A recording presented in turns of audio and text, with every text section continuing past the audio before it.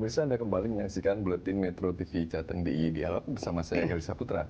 Selama 30 menit ke depan kami akan mengajak Anda untuk menyimak dialog kami bersama anggota Komisi 2 DPRD Surakarta.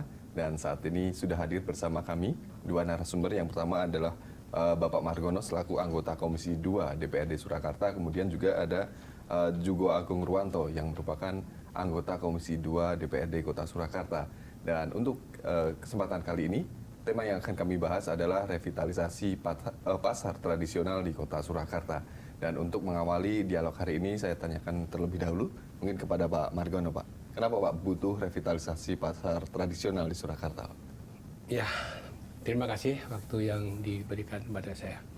Yang pertama, bahwa Surakarta itu kan mempunyai wilayah yang sangat, sebenarnya nggak luas sih, cuma 44,3 km. Adapun penduduknya itu kan kurang lebih ada 528.000 sekian. Dan itu kan pasar-pasar yang sudah ada itu kebanyakan kumuh. Jadi pasar tradisional kumuh, makanya perlu adanya revitalisasi supaya masyarakat itu bisa berkembang, bisa punya penghasilan yang lebih banyak dan nyaman di dalam berjualan. Dan untuk daya saingnya seperti apa Pak? Pasar tradisional yang ada saat ini dengan mungkin ada pasar modern atau mall seperti itu Pak untuk saat ini? Ya, kalau pasar tradisional itu kan pasar yang kumuh tadi itu nggak bisa bersaing dengan mall, dengan Alfamart, Indomaret dan lain sebagainya. Sekarang kan kita revitalisasi menjadi pasar modern, dan sehingga dia akan daya saingnya lebih bagus.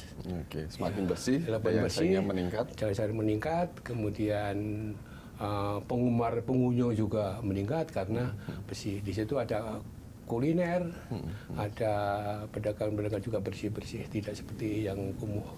Nah, kita semua kan punya di kota itu karena masyarakat yang banyak, kita punya 44 pasar tradisional tadinya itu. Nah, sekarang sudah banyak yang direvitalisasi sehingga ekonomi rakyat pecah menjadi meningkat. Oke.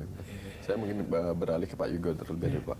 Apa peran pemerintah Kota Surakarta Pak dalam proses revitalisasi ini Pak? Ya, peran pemerintah Kota Surakarta kaitannya untuk penataan pedagang. Satu yang tadi sudah disampaikan Pak Margono ya, jadi pasar tradisional yang dulunya becek, kumuh dan segala macam bagaimana disulap menjadi pasar yang bersih, nyaman untuk berjualan dan juga memberi kenyamanan untuk para konsumen. Selain daripada juga melindungi para pedagang dari persaingan bisnis dengan pasar modern, sehingga pasar-pasar tradisional ini memang sangat perlu dilakukan revitalisasi dengan harapan pedagang ini bisa bersaing, income pendapatan nanti bisa bertambah baik. Karena tadi sudah disampaikan Pak Margono juga, jumlah pasar di Solo itu kan ada 44 pasar tradisional yang tadi ada beberapa pasar tematik ya Mas, yang menjadi ikon di Kota Surakarta. Kebetulan di Solo itu kan kota batik, kita juga masih punya pasar tematik Kampung Batik Laweyan, ada yang khas pasar khusus batik ada di Pasar Klewer, walaupun itu masuk kategori pasar tradisional, dengan harapan nanti bisa bersaing betul dengan mall-mall yang ada di pasar modern yang ada di Kota Surakarta. Itu peran pemerintah yang ada di Kota Surakarta, yang salah satunya adalah yang terutama adalah melindungi para pedagang. Terkait dengan pasar tradisional ini juga Pak, bagaimana dengan harga dari produk yang dijual para pedagang ini juga Pak? Kalau harga dari produk itu sebenarnya tidak jauh beda, jadi tetap mempertahankan tradisionalnya, tetapi bangunannya aja yang dimodern, sehingga memberi rasa kenyamanan para pengunjung. Kalau harga tetap bersaing, sebenarnya masih murah pasar tradisional, cuman karena tadi orang datang ke pasar tradisional yang dulunya adalah becek, kumuh, sehingga orang enggan. Nah, dengan harapan pemerintah Surakarta melakukan revitalisasi yang saat ini sudah hampir 30-an dari total 44 pasar tradisional yang sudah direvitalisasi di Kota Surakarta. Baik Pak, saya beralih ke Pak Margono lagi Pak. Di Solo ini kan juga ada pasar tradisional yang tematik, ada yang batik, ada yang segala macam. Ini ada dalam proses revitalisasi ini ada perlakuan khusus juga Pak untuk pasar-pasar tematik itu? Nah, untuk pasar-pasar tematik ya tidak jauh beda dengan sebelumnya Mas. Cuman kalau sebelumnya itu kan tidak tertata seperti sekarang. Salah satu contoh adalah pasar tematik itu kan ada pasar mebel ya. Pasar mebel dulu, pasar mebel itu belang keras seperti itu. Dan sekarang sudah tertata rapi sehingga animo masyarakat untuk membeli itu memilih itu Mas. Memilih itu sangat mudah dari seperti dulu. Di Bora-Ari orang sekarang sudah tinggal duding. Nah, gitu. Dan tentunya itu berpengaruh juga untuk lalu lintas di sekitar pasar seperti itu. Iya, ya, Pak? betul sekali. Dan saya beralih ke Pak Yugo lagi, Pak. Untuk pasar tematik ini apakah juga ada tindakan khusus untuk mendatangkan customer karena ini kan pasar tematik ini kan pembelinya segmentasinya juga. Iya. Bagaimana Pak dengan tindakan itu seperti kalau itu? kebetulan di Solo itu pasar tematiknya itu kan sudah merupakan sebuah ikon ya Mas, yang mungkin tidak dijumpai di pasar tematik mungkin di kota yang lain. Satu contoh tadi saya katakan yang namanya pasar Klewer, ada pasar barang antik, ada pasar kembang, khusus menjual kembang antik itu khusus. Nah, orang datang ke Solo kalau kolektor-kolektor itu mencari barang antik ya tinggal datang ke pasar Triwindu. Orang mau cari mebel tadi Pak Margono tinggal datang ke pasar mebel. Bahkan ada yang unik di Solo adalah adanya pasar Kelidian tadi. Pasar Harjo itu juga kategori pasar tematik. Jadi orang mau cari barang bekas apapun tinggal datang ke Harjo Daksino. Itu Noto Harjo menurut saya. Jadi pasar Noto Harjo. Itu ada pasar ayam yang sudah direvitalisasi. Jadi pasar-pasar tematik ini memang tidak jauh beda Mas. Jadi kalau di Solo tidak perlu lagi mempromosikan, sudah orang pada berdatangan karena di Solo memang bukan kota heritage ya. Itu orang banyak berburu mau kuliner, mau sesuatu di Solo sudah nggak perlu. Baik Pak. Dan terkait dengan infrastruktur yang ada di pasar ini Pak, untuk bangunan dan segala macam kan pengennya ditata rapi, displaynya menjadi baik. Dan untuk saat ini seperti apa Pak progresnya untuk seluruh pasar di Kota Solo Pak, seperti itu Pak? Ya, progres di Kota Solo yang sudah direhabilitasi seperti yang tadi saya Mas juga sekitar 30 pasar yang sudah direhabilitasi ya jauh beda dengan pasar-pasar tradisional itu. Nah, kemudian yang kedua bahwa pasar ini kalau di luar tidak kelihatan pasar sekarang. Jadi kelihatannya seperti mall, di mall kelihatannya jadi mewah lagi. Apalagi nanti kalau pasar Jongke ini nanti jadi mau pindahan, ini sudah waduh luar biasa itu. Kalau seperti mall Grand Mall gede aja, itu di luar itu nggak kelihatan itu pasar, kelihatannya itu ya mewah lah megah. Gitu. Nah di situ pasar seng yang jadikan satu di situ. Kemudian semua pedagang ada di situ.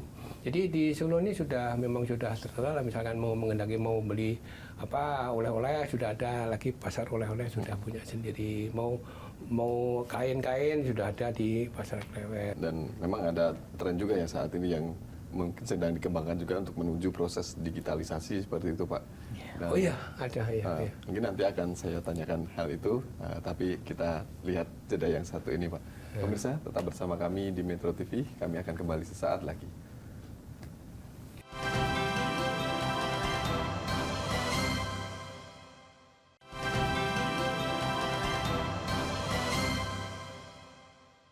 Pemirsa, Anda masih menyaksikan Metro TV Jateng DIY Dialog, dan kali ini kami masih membahas tema revitalisasi pasar tradisional di Kota Surakarta. Dan kalau kami tadi sudah berbicara mengenai infrastruktur, kemudian penataan pasar tradisional. Nah, untuk saat ini kan yang sedang ngetren ini Pak, soal digitalisasi. Nah, proses digitalisasi untuk pasar tradisional mungkin juga untuk para pedagang ini seperti apa Pak di Kota Surakarta ini?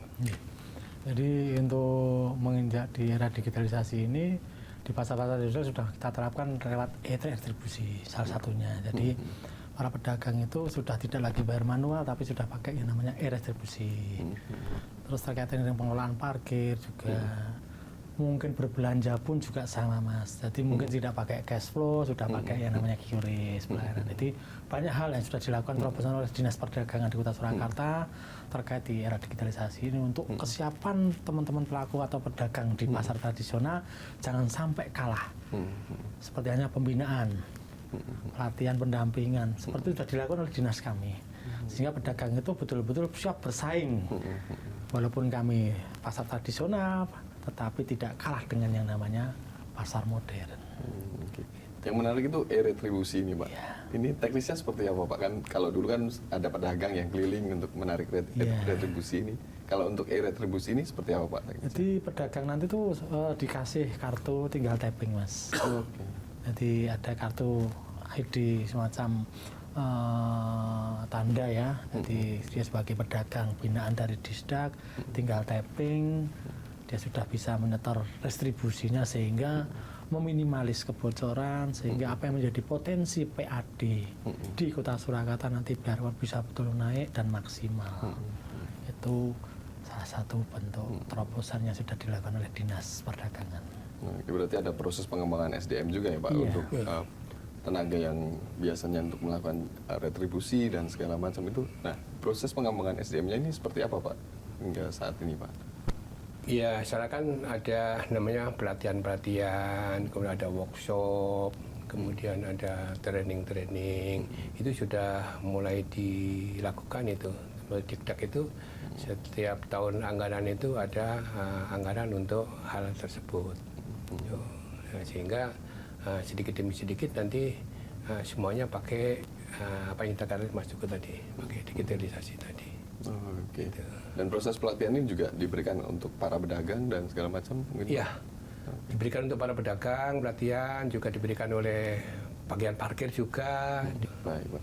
Dan tentunya ada proses untuk memberikan kenyamanan dan keamanan bagi para pengunjung atau pembeli di pasar tradisional. Nah, itu peningkatannya seperti apa, Pak, untuk Ya tadi dengan keamanan dan kenyamanan itu? Ya, tadi sudah dikatakan di awal bahwasanya yang dulunya kumuh, becek dan sudah sekarang dengan revitalisasi pasar tadi sudah direvitalisasi sehingga pasar sekarang bersih, pedagang yang ditata rapi, bahkan PKK yang dulunya ada di luar, pedagang ngoprokan tadi bahasa Pak Margono dibawa masuk ke dalam area pasar, diberi tempat sehingga di sana nanti betul-betul tertata rapi. Apa yang untuk memberi kenyamanan para pengunjung untuk mencari nanti akan disentral ini pusatnya ini pusatnya ini, sehingga mereka kalau datang ke pasar yang sudah direvitalisasi itu sudah tidak kebingungan lagi arahnya.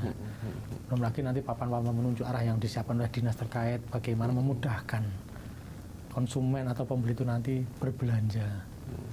Ada yang dipakai ditempatkan di los, ada yang di kios, ada yang dioprokan tadi bahasanya, tetapi oprokan yang dulu dengan yang sekarang sudah direvitalisasi sangat-sangat berbeda. Kalau dulu becek, sekarang tentu saja lantainya saja sudah pakai keramik, sehingga betul-betul bersih, memberi kenyamanan bagi pedagang maupun pengunjung. Berarti dalam proses revitalisasi ini selain memberikan tempat jualan untuk para pedagang yang dulu, juga memberikan tempat untuk para PKL gitu, Pak? Iya. Jadi yang dulunya, jadi tergantung nanti luasan juga, Mas. Jadi akan kita data dulu luasan pasar. Yang pasti menjadi prioritas adalah pedagang yang dulunya pedagang di sana akan menjadi prioritas dulu dimasukkan ke dalam pasar. Nah, seandainya memang tidak memadai, teman-teman pelaku PKK akan ditempatkan di shelter-shelter yang sudah dibuatkan oleh dinas juga. Jadi nanti ini kuliner. Dan tidak dimasuk ke dalam pasar tradisional, tapi ditempatkan di shelter-shelter yang ada disiapkan oleh dinas perdagangan juga. Itu. Dan untuk saat ini prosesnya seperti apa, Pak? Dari proses pendataan para PKL ini kan juga barang yang dijual kan juga banyak sekali macamnya gitu, Pak. Agar tidak maksudnya tidak sama dengan satu sama lain, itu seperti apa, Pak? Iya, sebelum adanya dimasukin kios-kios dan shelter itu kan semua dia tata. Di si A ini di ke sini dagangannya ini, si B ini dagangannya ini. Nah, setelah mau dibangun itu kan dipindah dulu ke pasar darurat itu. Nah, setelah dipindah pasar darurat, pasar dibangun itu jadi, dan kemudian diplot di situ sudah dibaca situ. Si A nomor sekian dagang ini, si B nomor sekian dagang ini, si C nomor sekian dagang ini, sehingga tidak berebut. Nah, di situ akan jelas bahwa di plos atau di los ini adalah dagangannya ini, di plos ini adalah dagangannya ini, gitu, sehingga tertata. Nah, kemudian disampaikan Mas juga tadi, itu khusus bagi yang dulunya itu punya kios di situ. Nah, bagaimana yang tidak punya kios kemudian di luar, itu semua ditarik masuk. Nah, kalau diusahakan kalau masih ada kios, masuk kios. Kalau tidak ada kios yang di situ, masuk ke shelter itu. Sehingga di luar itu bersih, hanya kendaraan saja di situ, tidak ada pedagang di luar. Ada aturan juga nggak sih Pak untuk para PKL ini kan sekarang udah mulai didata, mulai akan diberi tempat ke pasar tradisional. Nah, nanti jika kedapatan mereka di luar lagi, seperti apa Pak? Ya. Jadi teman pelaku PKL ini memang kalau sudah masuk ke data dan sudah ditempatkan di mana sesuai dengan arahan dari dinas akan disesuaikan dengan dagangannya ya, mau dimasukkan ini yang kuliner, khusus shelter kuliner tadi Anda katakan ada pasar tematik yang ternyata ini jualnya kritikan, barang-barang harus masukkan ke pasar Notoharjo, sehingga akan dipilah oleh dinas terkait. Nah, dikala nanti mereka harus kembali lagi ke jalan ya akan otomatis akan ditegakkan oleh penegak perdanya, akan ditertibkan oleh dinas terkait, sehingga apa yang menjadi cita-cita dari Kota Surakarta yang dari dulu sudah yang namanya berseri, bersih, sehat, rapi dan indah akan betul-betul terwujud. Seperti tadi yang Pak Margono katakan Solo Kuncoro itu tadi betul-betul Solo yang bersinar dan dikenal di luar dengan tadi pasar tradisional tetapi modern. Baik. Gitu. Kita akan sambung lagi dialog kali ini, tapi kita akan rehat sejenak dalam jeda yang satu ini. Pemirsa, kami akan kembali setelah yang satu ini.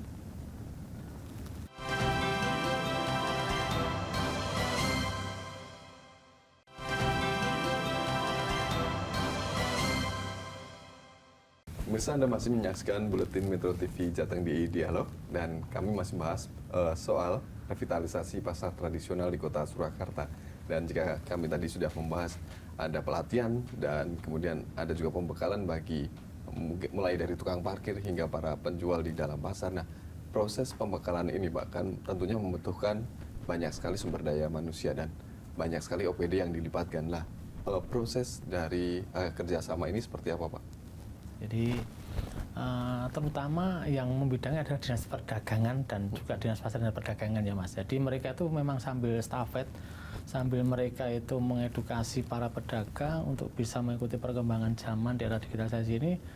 Bukan maksudnya pelatihan dikumpulkan satu, tidak. Jadi secara bertahap mereka datangi, dibina pelan-pelan untuk bagaimana nanti bisa mengarah ke tadi yang namanya e-distribusi, Pak tahu bagaimana menggunakannya, terus bagaimana nanti diberi pembelajaran untuk membuat satu konten kalau itu memang produk-produk khusus, sehingga nanti kecuali kalau memang itu UMKM yang pengen naik kelas dan nanti tinggal bergandengan tangan atau bisa lewat dinas koperasi UMKM, sehingga nanti di sana pun juga ada pelatihan. Kalau di dinas yang lain memang intens ya Mas, jadi memang dikumpulkan dalam suatu ruangan, dikasih pelatihan bagaimana membuat satu konten, bagaimana memasarkan produk. Itu kalau yang pelaku UMKM-nya tadi. Tapi kan tidak semua pedagang tradisional tadi ada pelaku UMKM, mereka hanya murni pure pedagang. Kalau dari Pak Margono Pak, seperti apa Pak melihat sinergitas dari para pemberi pelatihan ini, mulai dari yang terdiri dari berbagai macam OPD ini Pak? Sejauh ini apakah ada catatan atau ada yang perlu ditingkatkan dari proses kerjasama untuk memberikan pembekalan ini Pak? Ya, jadi tahapan-tahapan pelatihan dari OPD itu disampaikan Mas Joko tadi. Yang pertama tentunya dikumpulkan ya semua pedagang itu, dikumpulkan beberapa orang itu, diadakan pelatihan, kemudian setelah itu dipantau bagaimana hasilnya itu. Nah, kalau hasilnya sudah memenuhi syarat, tentunya tidak didatangi satu-satu tadi. Nah, kalau yang belum memenuhi syarat, datangi satu-satu, dibina, diarahkan supaya apa-apa yang salah dilatih tadi bisa terpenuhi, bisa dijalankan. Kemudian yang kedua, bagi UMKM juga tidak lepas dari ini Mas, karena sekarang ini di Solo ini sudah dikembangkan UMKM. Di UMKM itu kemarin sudah dibawa ke mancanegara mana ya, jadi sudah ke sana dan sudah launching di sana, sehingga mereka akan meningkat ekonominya, kemudian meningkat penghasilannya. Otomatis kalau penghasilan meningkat, kan pendapatan si daerah juga meningkat.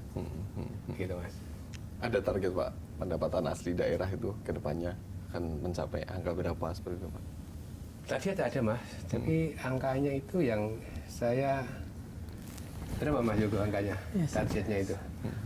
sekitar saat ini kita baru sekitar 600-an ya, Mas, untuk PAD. Jadi di Kota Surakarta itu kecil, Mas. Tadi Pak Margono di awal sudah sampaikan hanya 44 km persegi, Mas, dari ujung timur, barat, selatan ke utara. Hanya kecil, Mas. Jadi kalau siang hari itu jumlah penduduk kami bisa 5 kali lipat.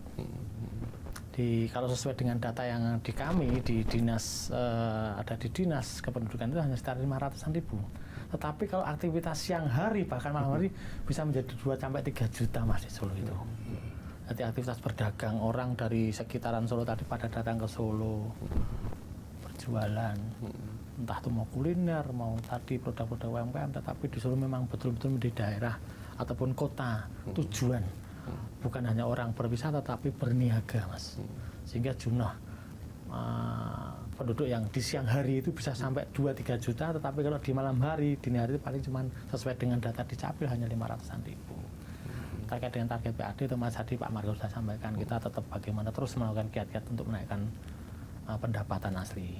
Salah satunya tadi dengan merevitalisasi pasar tradisional, harapan kita betul-betul nanti bisa memaksimalkan PAD Kota Surakarta. Yang nyambung ya. Nyambung. Makanya Solo dikatakan kota tidak ada kota tidur ya, istilahnya kota hidup. Dari pagi sampai pagi.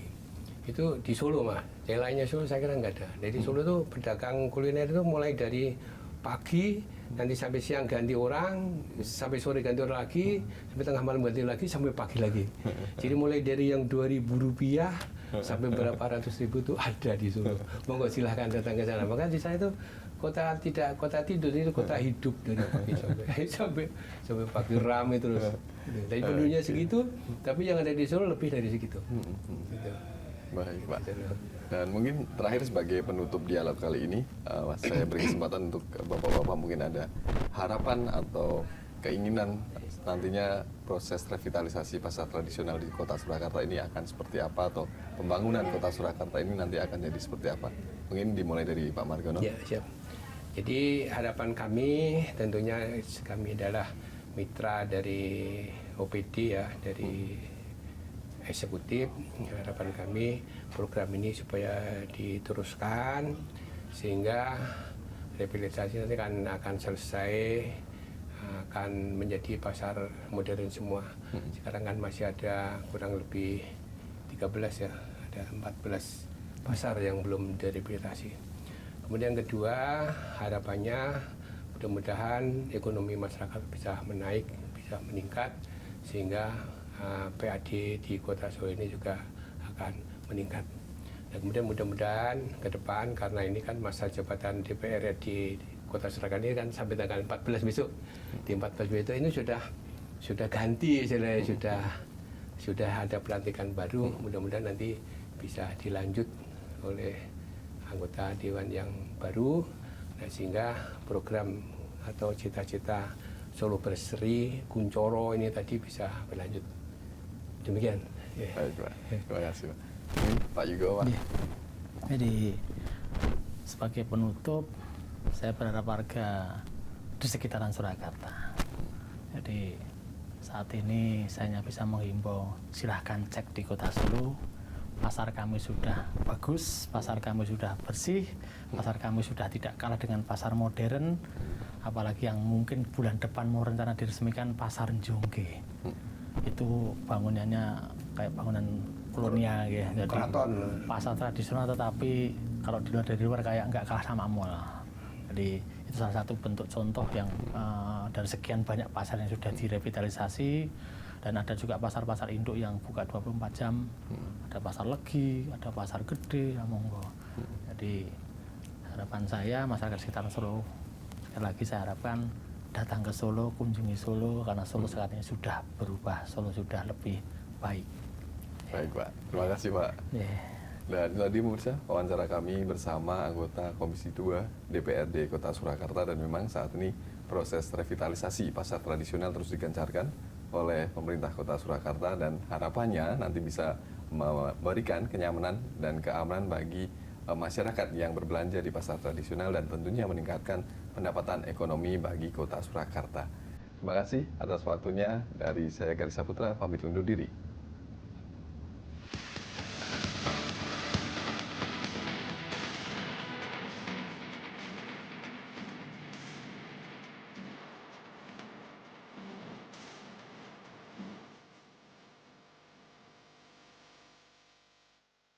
Jelajahi cara baru mendapatkan informasi. Download Metro TV Extend sekarang.